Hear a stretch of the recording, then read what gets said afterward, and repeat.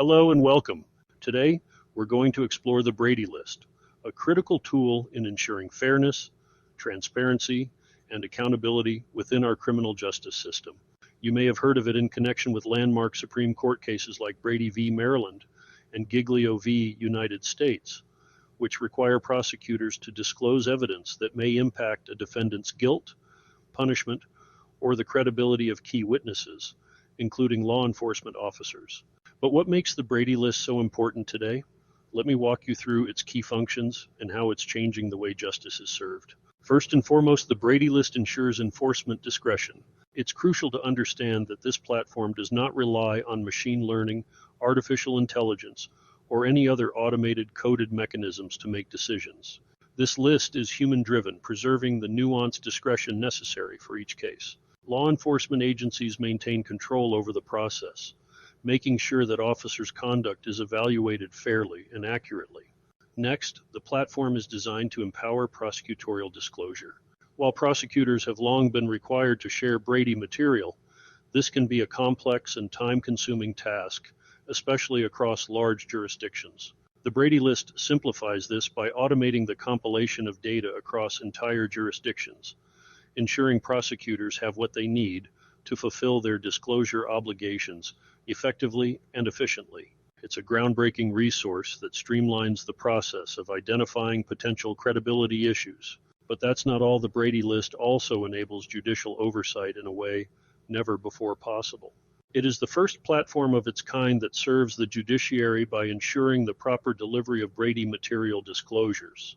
This means judges now have a direct line to review whether Brady evidence has been handled and disclosed appropriately, safeguarding the integrity of the trial process. At the heart of this innovation is a commitment to building trust in the community through transparency.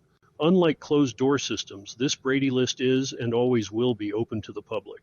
By giving everyone from legal professionals to everyday citizens access to this information, we foster an environment of openness and accountability, critical to maintaining public confidence in the justice system. Finally, the Brady List is about demonstrating accountability across the board.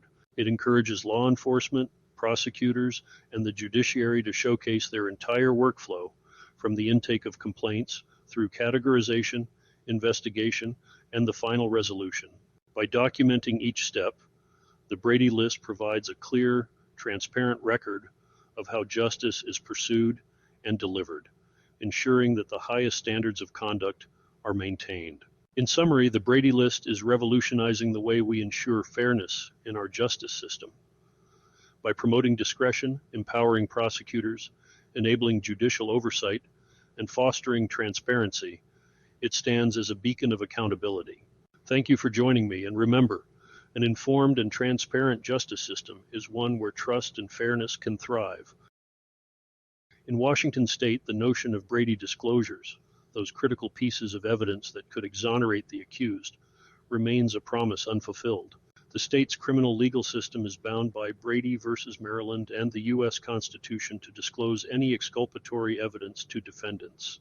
But what happens when the state itself refuses to adopt a Brady List? What happens when law enforcement misconduct, complaints, and use of force reports are buried instead of disclosed? Despite the U.S. Supreme Court's clear directive that such disclosures are a constitutional requirement, Washington's refusal to make proactive disclosures has placed the entire justice system out of compliance with the very principles of fair trials and due process as outlined in the 5th, 6th, and 14th Amendments. The people who are responsible for ensuring that justice prevails, the governor, the attorney general, the state's judiciary, and the regulatory agencies, seem to have turned a blind eye to their duties. So let's break it down. Governor Jay Inslee holds the highest executive office in Washington state. The governor's office is not just about setting policy, but ensuring that those policies uphold the constitutional rights of the people. Yet Governor Inslee has done little to ensure compliance with Brady obligations. Despite the state's well-documented systemic failures in maintaining fair trials, the governor has not instituted any reforms to mandate Brady disclosures or ensure that law enforcement agencies maintain proper lists of officers with credibility issues. Governor Inslee has justified his inaction by pointing to the autonomy of local jurisdictions, but this is a weak excuse. The state's piecemeal approach has led to uneven enforcement of Brady rules, leaving vulnerable defendants at the mercy of prosecutorial discretion. What more could he do? He could push for statewide regulations that require every county and municipality to maintain up-to-date Brady lists and enforce harsh penalties for noncompliance. Until then, fair trials remain elusive. Attorney General Bob Ferguson has been the state's top legal officer since 2013. His office oversees all major legal matters, and yet it has failed to enforce Brady obligations consistently across Washington. While the Attorney General is tasked with upholding the law, the absence of state-mandated Brady lists or systemic enforcement reflects poorly on the state's commitment to transparency and justice. AG Ferguson might claim that his office prosecutes in good faith, but how does he explain the countless missed opportunities to correct wrongful convictions by not proactively releasing Brady material? Ferguson's office could issue binding opinions that require disclosure of law enforcement misconduct, but instead, the lack of a unified approach leaves room for Brady violations across the state. At the top of the judicial hierarchy, Chief Justice Raquel Montoya Lewis leads Washington's Supreme Court. She and her colleagues are ultimately responsible for ensuring that the court system adheres to constitutional principles, including those stemming from Brady versus Maryland. While individual judges may call out misconduct in isolated cases, the judiciary as a whole has failed to demand systemic reform. Chief Justice Montoya Lewis could use her platform to push for statewide judicial training on Brady obligations. She could call out prosecutors who repeatedly fail to disclose exculpatory evidence, but there has been silence.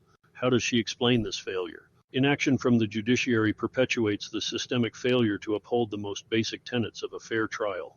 As for the Secretary of State, Steve Hobbs, his office has a vital role in maintaining transparency across all branches of government. Yet, with regard to Brady disclosures, there is little evidence that the Secretary of State has done anything to foster transparency in the criminal justice system.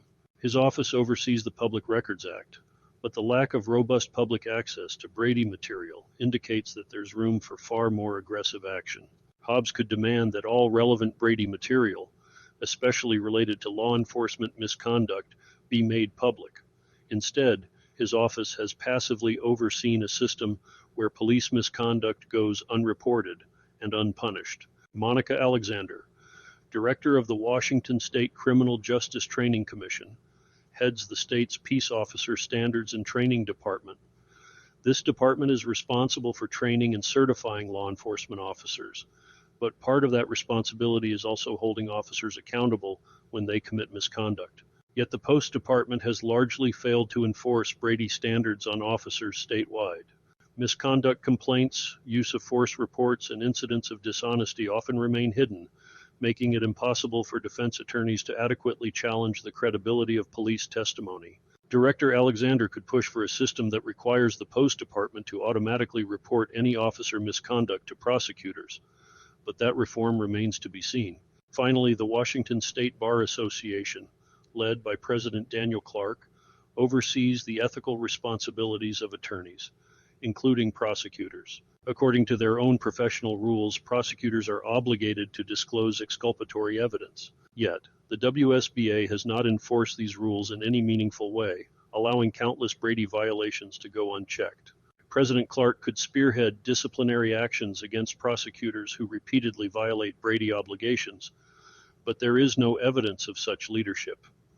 The WSBA has failed to hold attorneys accountable, contributing to the erosion of fair trials in the state. Washington State is not in compliance with its Brady obligations.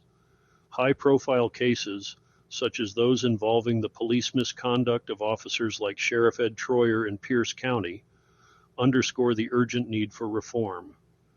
The Brady List could dramatically assist the state in achieving compliance with constitutional mandates, but its absence is glaring.